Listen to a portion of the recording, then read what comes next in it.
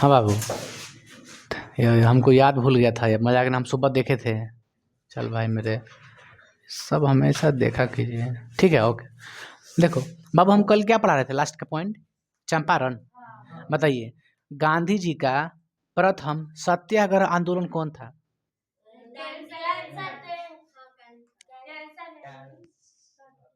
आप लोग क्या बोल रहे हैं? हमने क्या क्वेश्चन पूछा है कि गांधी जी का प्रथम सत्याग्रह आंदोलन कौन था? चंपारण आंदोलन था मेरे भाई। बताइए, चंपारण आंदोलन क्या था? आपको मालूम है उसमें क्या हुआ था? है ना, क्योंकि किसानों के साथ 3 कठिया पानी लागू हुआ था, टैक्स लिया जा रहा था, तो इसके खिलाफ उन्होंने सत्याग्रह आरंभ किया। तो एग्जाम में आपसे क्वेश्चन पूछेगा कि गांधी जी का पहला आंदोलन कौन था? आंदोलन में लगा के बोलेगा सत्याग्रह आंदोलन। सत्या का मतलब क्या? हिंसा करके ना, अहिंसा से। एग्जाम आपसे पूछेगा क्वेश्चन इसे, सत्याग्रह आंदोलन कौन था पहला? आंदोलन में सत्याग्रह आंदोलन में अंतर है ना बाबू? सत्या मतलब क्या चीज? सत्य और अहिंसा। माने हिंसा फैला के ना, अहिंसा ग्रह करके, आग्रह करके, निवेदन करके उनसे अपना मांग, अपना अधिकार ले लेना, उसे क्या बोलते हैं? सत्याग्रह। ठीक ना? हम आपको चंपारण आंदोलन बताए थे कि गांधी जी को महात्मा कह के किसने पुकारा था? रविंद्रनाथ टैगोर। तो एग्जाम में पूछता है कि गांधी जी को महात्मा की उपाधि किसने दिया था? टैगोर। अच्छा ये बताइए, जब प्रथम विश्व युद्ध में जब हेल्प किए थे गांधी जी कि ना हमरा का मिल जाएगा, स्वराज मिल जाएगा, तो हेल्प किए थे ना ब्रिटिश का प्रथम विश्व युद्ध में। इसके इसी के मतलब मित्र राष्ट्र से लड़े थे। क्योंकि देखिए, जो इंग्लैंड था ना, रूस, इंग्लैंड, फ्रांस, ये मित्र राष्ट्र था। अब मित्र राष्ट्र की तरफ से सहयोग दिए थे कौन? गांधी जी। गांधी जी और कौन थे? एगो बाल गंगाधर तिलक, है ना बाबू? वो दोनों लोग मिल के, बाबू ध्यान सुनो, लड़का बात काय लिए करता है तू लोग यार? शांति ले पढ़ाई कर लेना भाई। कब से तो बैठे न थे, 10 मिनट टाइम तुम्हारे पास है, पढ़ेगा जी। तो गांधी जी सहयोग दिए कि चलो भाई, हम लोग के देश में स्वराज की प्राप्ति हो जाएगी। क्या स्वराज की प्राप्ति हुई थी? नहीं हुई थी। लेकिन जिस तरह से ये लड़े थे, युद्ध किए थे, युद्ध में समर्थन दिए थे गांधी जी, इसलिए उनको ब्रिटिश द्वारा कौन सा उपाधि मिला? कैंसर। हाँ, कैंसर ना, कैसर ए हिंद, कैसर। आप केसर याद रखिए, केसर, केसर होता ना, केसर बादाम, नाम सुनिए ना। तो कैसर ए हिंद, कैसर ए हिंद, है ना? ये किसका दिया गया उपाधि था? अंग्रेजों द्वारा दिया गया उपाधि था, है ना? आप बताइए, जब गुस्सा होंगे अंग्रेज से तो ये उपाधि त्याग देंगे। तो एग्जाम पूछेगा कौन सा उपाधि त्यागे थे गांधी जी? तो कैसर ए हिंद। कौन सा ब्रिटिश सरकार दिया था उपाधि? कैसर ए हिंद। ऑप्शन यही है, दूसरा कौन ऑप्शन है? लिया भी यही है, त्यागे यही, त्यागे ना यही बाबू बाद में। तो सुनिए, तो महात्मा कहकर रविंद्रनाथ टैगोर बोले थे, ठीक ना? लेकिन याद रखिए, गांधी जी को चंपारण आने के लिए कौन कहा था? राजकुमार शुक्ला, शुक्ल या शुक्ला बोलते थे। तो उन्होंने लखनऊ समझौता में ही बोले थे कि गांधी जी चंपारण चले जाइएगा और मिल लीजिएगा किसानों को। वहाँ बहुत हालात जो है ना, दयनीय है, स्थिति दयनीय है। वहाँ पे जाके देखिए क्या क्या हालात है। तो उन्होंने आया और मसला को समझाया, मसला को सलटा दिया, ठीक ना? लेकिन वो आए तो अकेले नहीं आए थे, राजेंद्र प्रसाद भी आए थे उनके साथ। डॉक्टर राजेंद्र प्रसाद अपने सहयोगी लेकर आए थे, 2-4 गो है, अपना सहयोगी के लेकर के आए थे यहाँ चंपारण में। अब चंपारण कहाँ है? तो बिहार में। याद रखिए, गांधी जी पहला स्टार्टिंग आंदोलन का सत्याग्रह यहीं से किए थे, बिहार से ही किए थे ना? बिहार का जिला है कौन? चंपारण। भले चंपारण को बांट दिया गया, पूर्वी चंपारण और पश्चिमी चंपारण, है ना? 2 क्षेत्र है। बड़ा चंपारण बहुत बड़ा क्षेत्र था भाई मेरे, बहुत बड़ा। जिस तरह से बंगाल था ना बड़ा, उस तरह चंपारण था बड़ा, उसको बांट दिया अंग्रेजों ने। तो आज हम लोग देखेंगे भाई, उससे आगे थोड़ा देखेंगे, आज देखेंगे खेड़ा आंदोलन। क्या देखेंगे? खेड़ा आंदोलन। ये जो खेड़ा है ना बाबू, ये कहाँ पड़ता है? गुजरात में। कहाँ पड़ता है? गुजरात में। गुजरात में क्या हुआ ना, एक एक दिन की बात है कि वहाँ पे प्लेग फैल गया, पूरा पूरा प्लेग जो होता है ना, वायरस प्लेग। तो प्लेग फैलने की वजह से देखिएगा, जितना धान होता है, जो आपका अनाज होता है, वो खत्म हो जाता है, नष्ट हो जाता है। अब बारिश की वजह से पूरा क्या हो गया, वहाँ की जो फसलें थी सब नष्ट हो गई। और जब, अब बताइए, भारत में लागू किया था, तो अंग्रेजों ने ज़मीन के साथ उसे टैक्स ले रहा था हर जगह कि आप ज़मीन पर रोपिए, खाइए, हमको उसे मतलब नहीं है, लेकिन हमको टैक्स दीजिए उसका, हम कर आपसे लेंगे, उसका टैक्स लेंगे आपसे। तो टैक्स, अब बताइए, जिसका फसल नष्ट हो गया, जिसके पास खाने के लिए कुछ नहीं है, लाला पड़ा है, उसे टैक्स दीजिए, तो सही बात है। तो खेड़ा आंदोलन में ये प्लेग फैलने की वजह से, बारिश होने की वजह से फसलें क्या हो गई थी, नष्ट हो गई थी। और नष्ट होने के दौरान भी वो क्या लगाया रहा था, कह रहा था कि टैक्स दो हमको। तो टैक्स इन लोग ने मतलब टैक्स देने के लिए इनकार कर दिया कि हम टैक्स नहीं देंगे, क्योंकि मेरे पास फसल नहीं है, हमारे पास अनाज नहीं हो पाया कि हम बेच के कुछ दे दें आपको, तो नहीं दे पाया। फिर भी उन लोगों ने टैक्स वसूलने की कोशिश की। तो इन लोगों ने, वहाँ के जो लोग थे, उन लोगों ने सोचा कि चंपारण में, तो चंपारण से वो लोग अवगत थे कि चंपारण में कैसे कैसे हुआ है समाधान। गांधी जी आए थे, तो गांधी जी को बुलाया वहाँ पे। कहाँ पे? खेड़ा में बुलाया। खेड़ा में कहाँ बुलाया? खेड़ा। खेड़ा जगह का नाम है, वो कहाँ पड़ता है? गुजरात में पड़ता है। तो खेड़ा में बुलाया वहाँ। वहाँ पे गांधी जी वहाँ पर भी सत्याग्रह आरंभ किए, वहाँ पर भी सत्याग्रह आंदोलन किए, समाधान हो गया वहाँ का भी मैटर। ठीक ना? तो खेड़ा आंदोलन जो है 1918 में हुआ था वहाँ पे, मार्च 1918 में, है ना? तो हम लोग पढ़ रहे हैं भारत में राष्ट्रवाद। भारत में राष्ट्रवाद कब हुआ था ये? सॉरी सॉरी, पार्ट, अरे यार पार्ट, हमको लगता है 6 हो गया, क्या था? 7 है। आज हम लोग क्या देखेंगे? खेड़ा आंदोलन। बताइए, यह गुजरात में पड़ता है। फसलें क्या हो गई थी? नष्ट। फसलें किसके कारण? तो कहिएगा प्लेग और बारिश, मतलब बारिश। देखो, तो बारिश से नहीं खाता, मुधनी से होता है। ठीक है। कर देने से जनता क्या किया? कर देने से जनता ने क्या किया? कर देने से इनकार कर दिया। कहा कि ना, इनकार कर दिया। कहा कि ना भैया, हम कर कहाँ से देंगे आपको, हमारे पास फसल नहीं हुआ, उपज नहीं हुआ, तो कहाँ से कर देंगे। ठीक है। तो जबरदस्ती किया कौन? ब्रिटिश, कि ना हमको कर चाहिए। ब्रिटिश को क्या चाहिए? कर। लेकिन वहाँ के जो खेड़ा के जो लोग थे, चंपारण से अवगत थे कि क्रांति कैसे कैसे चंपारण में हुई, सोच रहे थे कि उसी तरह से हम लोग भी अपना खत्म कर देंगे टैक्स। ठीक है। तो खेड़ा के जो लोग थे, कि लोग किनको बुलाया?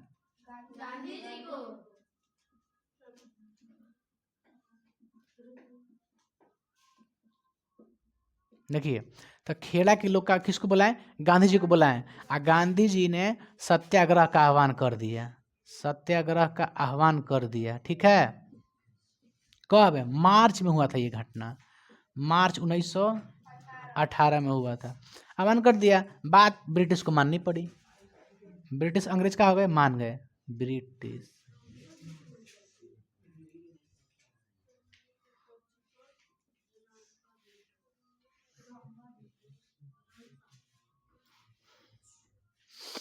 मतलब कर नहीं देना, यही था ना।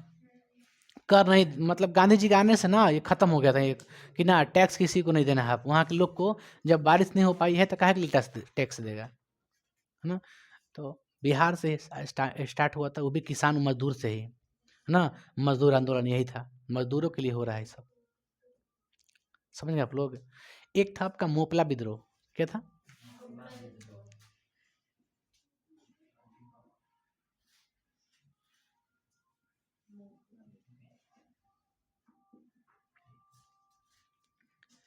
ये कहाँ मोपला विद्रोह, कहाँ है मोपला? केरल में। कहाँ है? उद्देश्य क्या है इसका? इसका भी उद्देश्य क्या था?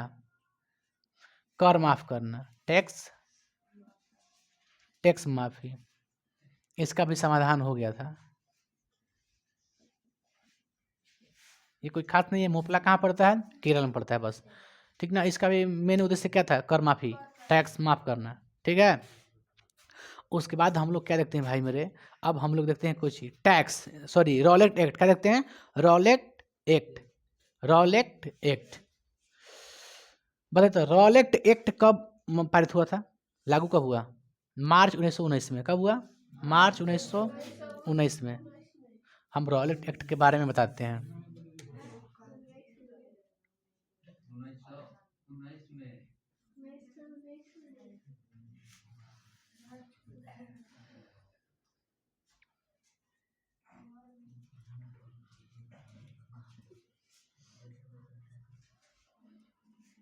लागू कब हुआ?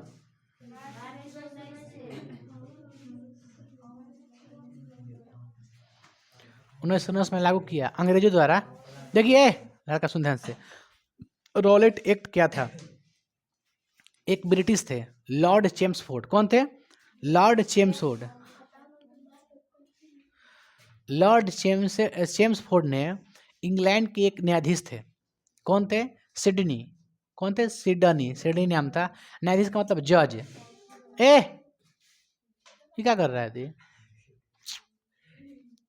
कौन थे? इंग्लैंड के जज थे, ठीक ना? सिडनी थे। इंग्लैंड के कौन जज थे? सिडनी। अब आइए, तो उस समय जो थे लॉर्ड चेम्सफोर्ड ने इंग्लैंड के न्यायाधीश सिडनी की अध्यक्षता में किसका लागू, कौन लागू, क्या लागू कर दिए? रॉलेट एक्ट लागू कर दिया। किसकी अध्यक्षता में लागू किया? किसकी अध्यक्षता में लागू किया?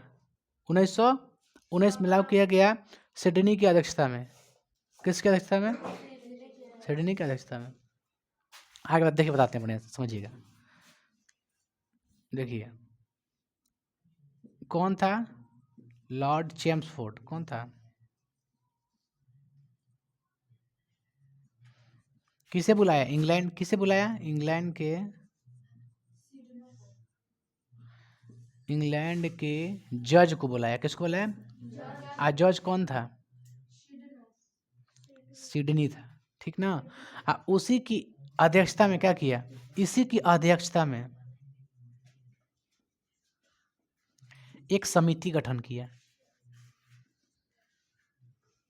उस समिति ने 1919 में क्या लागू किया? Rowlatt act. ये एक्ट क्या था, समझिए बात को बाबू। इस एक्ट के तहत क्या था? है बाबू सुनो, ये एक्ट क्या था? रॉलेट एक्ट था क्या, समझते हैं? बताइए, रॉलेट एक्ट कब लागू हुआ था? 19 में। किसने किसको बुला करके किया? लॉर्ड चेम्सफोर्ड ने। इंग्लैंड के जज थे कौन? सिडनी। और सिडनी के अध्यक्षता में एक समिति गठन किया गया। उस समिति के तहत एक सभा बुलाई गई। उस सभा में कौन सा कानून बना? रॉलेट एक्ट बना। तो इस रॉलेट एक्ट का मतलब क्या, समझिए। इस रॉलेट एक्ट का मतलब ये है कि भारतीय जितने भी लोग हैं, जितने भारतीय हैं, ठीक ना, उसे शक के आधार पर, शंका के आधार पर गिरफ्तार कर लिया जाता था।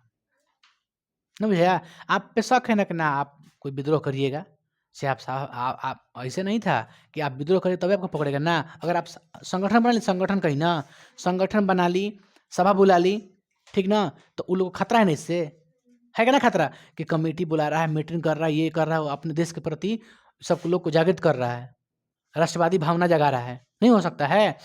तो इस रॉलेट एक्ट के मतलब ये था बाबू कि किसी व्यक्ति को शंका के आधार पर, शक के आधार पर क्या कर देता? गिरफ्तार, ठीक ना? इसमें क्या क्या होता था बाबू? तो शक के आधार पर, जैसे मीसा एक्ट है, भारत में लागू है मीसा एक्ट। मीसा एक्ट को खत्म कर दिया गया, लागू था 1971 या 79 में इसको बंद कर दिया गया था मीसा एक्ट को।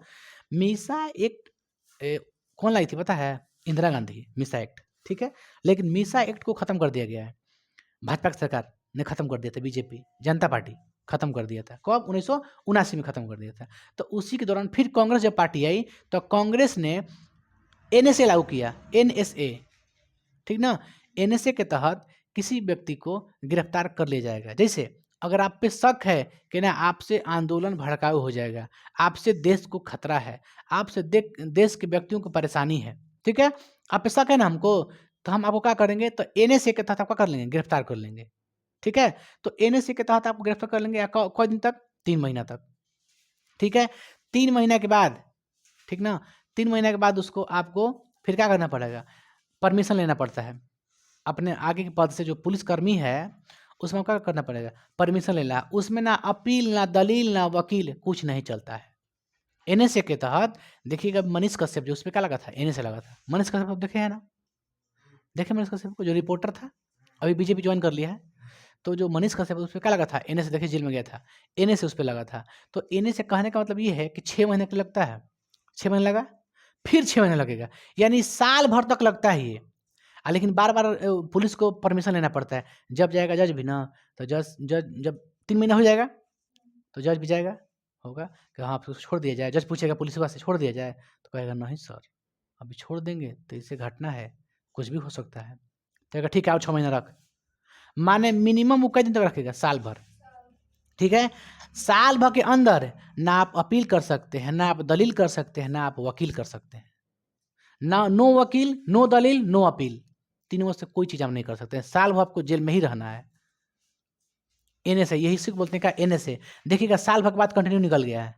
देखिए आप लोग अभी खान साहब को ले गया था ना, डिटेन करने के लिए गया था, वो देता है इजाज़त।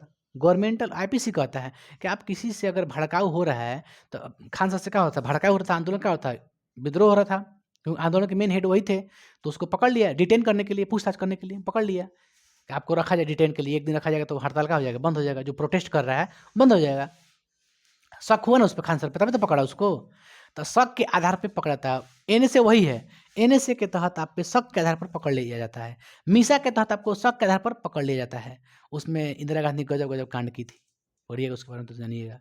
अपन विपक्ष के पार्टी की सबको जेल में डलवा दी थी। मीसा एक्ट जब लागू होता है ना, तो शक के आधार पर खाली पकड़ लेगी जी, हाँ जी इससे खतरा है देश को, पकड़ो जेल में डालो, साल भर उसी में। ये है मीसा एक्ट। ये भी वही है एनएसए, पकड़ डाल, साल भर जेल में, खटाई खो।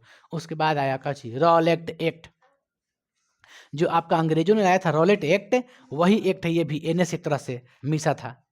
ठीक है, तो एनएस जो बाबू है मेरे भाई, तो एनएस या रॉलेट में कुछ ज़्यादा कोई खास अंतर नहीं है। रॉलेट एक्ट में क्या है कि आप शक के आधार पर किसी को गिरफ्तार कर सकते हैं, शंका के आधार पर किसी को गिरफ्तार कर सकते हैं कि ना उससे देश को खतरा है। ठीक ना, आपसे कोई खतरा तब आपको पकड़ लेगा, पकड़ के आपको जेल में डाल देगा। तो वहाँ था रॉलेट एक्ट में यही हो रहा था।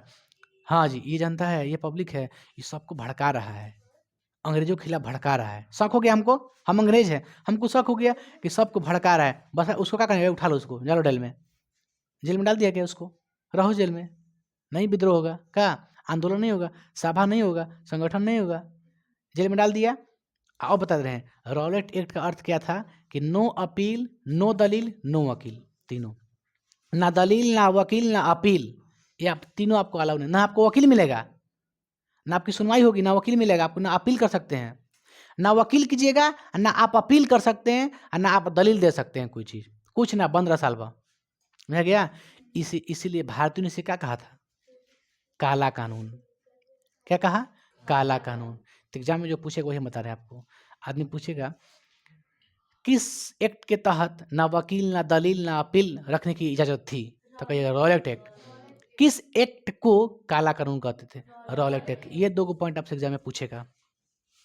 ठीक है, देखिए तो ये कौन बुलाया कौन नहीं बुलाया? सिडनी के अध्यक्ष में जो बनाना हम बताना था, हम बता दिए आपको कि लॉर्ड चेम्सफोर्ड ने इंग्लैंड के जज था, उसको बुलाया कौन? सिडनी को। सिडनी की अध्यक्षता में एक समिति गठन किया, और उस समिति ने कौन सा पारित किया? रॉलेट एक्ट 1919 में। तो इसको देखा, रॉलेट एक्ट कब पारित हुआ था? 1919 में। ठीक है, इसके तहत क्या था?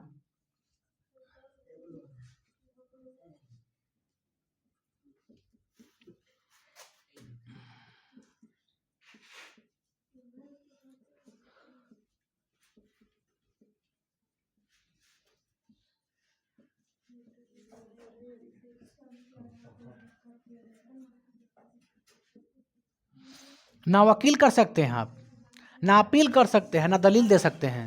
दलील नहीं, दलील हम दे रहे हैं, मेरा दलील ये है। कोई आगे कोई नहीं होता है कि है ना हम देखें, आई विटनेस हैं, हम देखें कि वो काम नहीं किया है, तो आप दलील भी नहीं देना आपको, बस रहिए आप जेल में। ठीक है, इसके तहत क्या था? इसके अनुसार ना अपील, ना दलील, ना कुछ नहीं कर सकते। इसके अनुसार क्या था? हमको यहाँ पर लिखना था,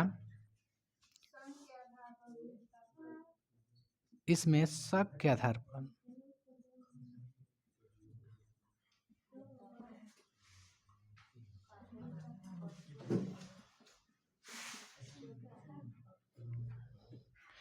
इस कानून को क्या कहा जाता है?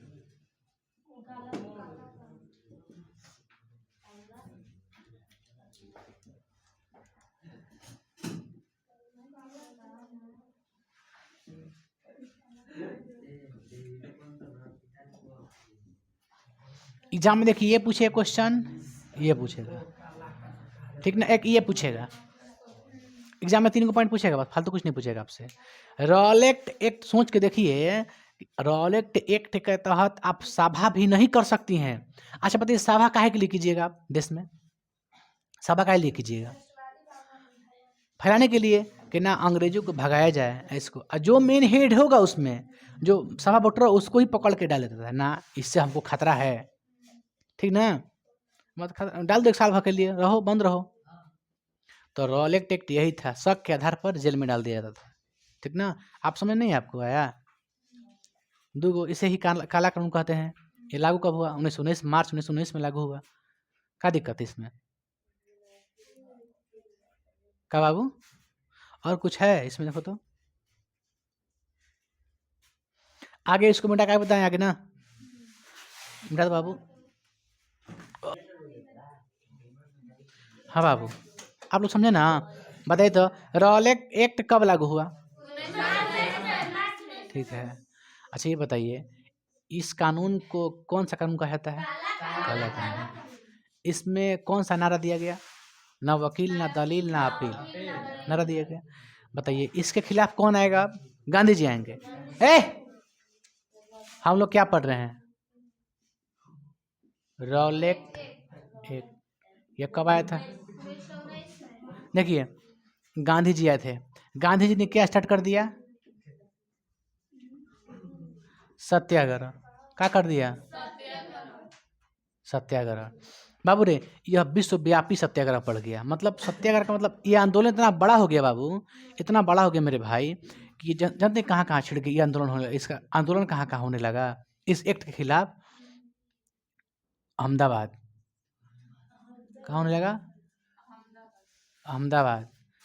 जालंधर का नाम सुनी है? अमृतसर इत्यादि। मतलब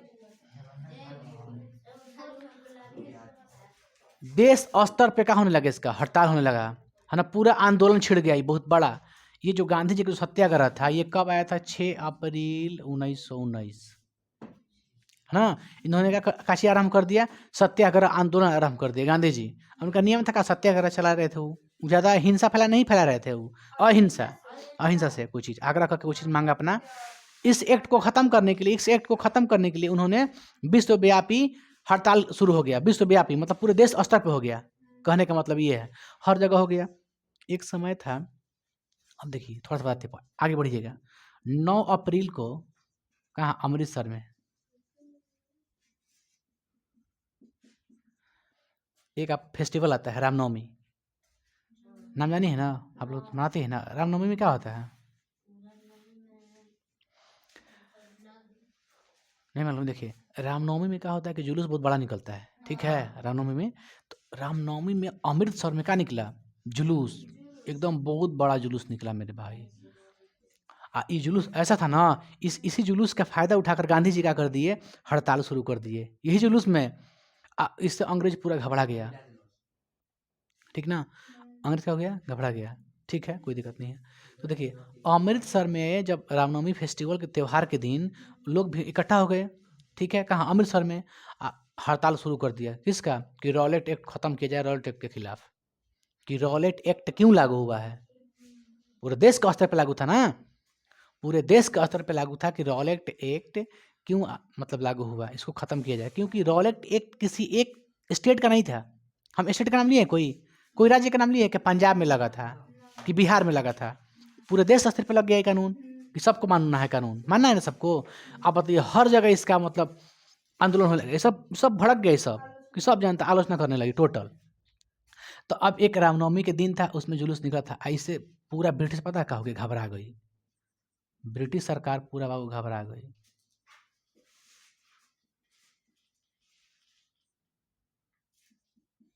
घबरा गई। इस जो जो अमृतसर में जो हड़ताल हुई थी, जो आंदोलन, जो सभा बुटराई थी, उसका मेन लीडर कौन थे पता है? डॉक्टर सत्यपाल, एक थे किचलू। कौन थे?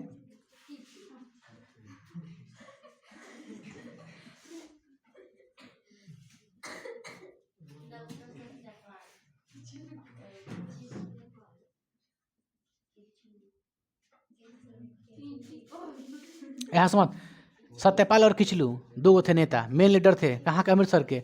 इन दोनों का कर दिया गया बाबू, इन दोनों को गिरफ्तार कर लिया गया।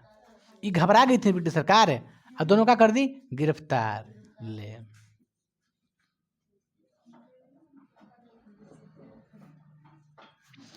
अंग्रेजों ने क्या कर दिया इसका, इन लोग का गिरफ्तार कर लिया। अब देखिए मेरे भाई, ये था कब? 9 अप्रैल की घटना। कब थी? 9 अप्रैल की घटना। तो अप्रैल में ही वहाँ की जनता और भड़क गई, ठीक है। अब उन लोगों ने पूरा बढ़िया और जुलूस निकाला, किसके खिलाफ? कि सत्यपाल को और किचलू को छोड़ा जाए। अब इनके विरोध में जब इन लोगों को गिरफ्तारी हुई थी, तो गिरफ्तारी के विरोध में जनता वहाँ के पूरा उग्र हो गई, इसको छोड़ा जाए, छोड़ा जाए, ठीक ना, नारा लगा रही थी। पूरा जुलूस रोड पे निकल रही थी या जुलूस लगाते चल रही थी। अब घबरा गया कौन? अंग्रेजों ने। अंग्रेजों ने घबरा करके गोली चला दिया इस पे। यहाँ पे अमृतसर में गोली चला दी गई, और गोली चलाने की वजह से हजारों लोग मारे गए वहाँ पे, समझ गए? कितने लोग मारे गए? हजारों लोग मारे गए, ठीक ना।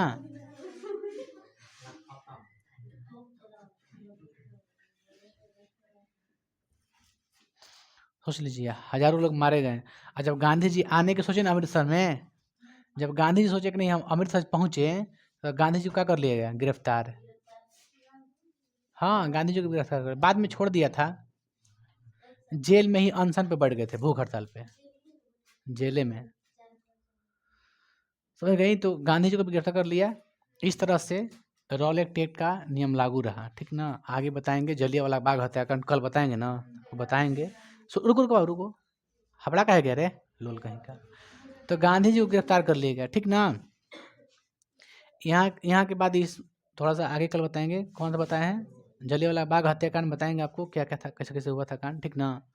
आप यहाँ तक समझे ना? बताइए, पूछ लें, रॉलेट एक्ट कब पारित हुआ? ठीक, इसे कौन सा कानून कहा जाता है? इसमें क्या अधिकार आपको नहीं था?